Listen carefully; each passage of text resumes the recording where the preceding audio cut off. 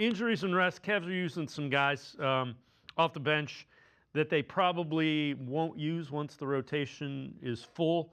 You think that pays off for them come playoff time? And then I guess the other side of that is there anybody that's getting minutes now that you think could carve out a role once everybody's healthy?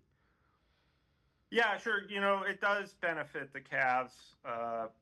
Kenny Atkinson has even said this is, you're still kind of, you'd be more concerned if you were 7-12, but they've had all these injury issues and had to rest some people like Darius Garland.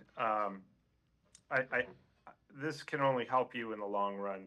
These younger guys getting the time, and not just Tyson, but Craig Porter Jr. and Nae'Qwan Tomlin and Jalen Tyson, who we just touched on. So that only helps you because there are injuries in the playoffs. We know that. So you want these guys to be ready. And to answer your second question, Dave, yeah, I'm still very impressed with Craig Porter Jr., but I've been particularly impressed with Nae'Qwan Tomlin. He's just been bringing that energy and, a lot of determination. He's one of those guys who really gets under the opponent's skin, and every team needs one of those.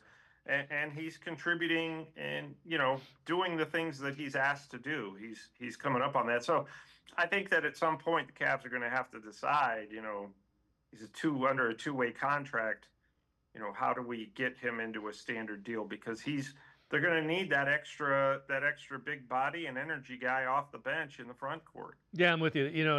You talk about toughness. There's the other side of it. It's a guy that nobody on the opposition wants to see on the court, and it frustrates them. And that's, you want one or two or three of those guys come playoff time without question.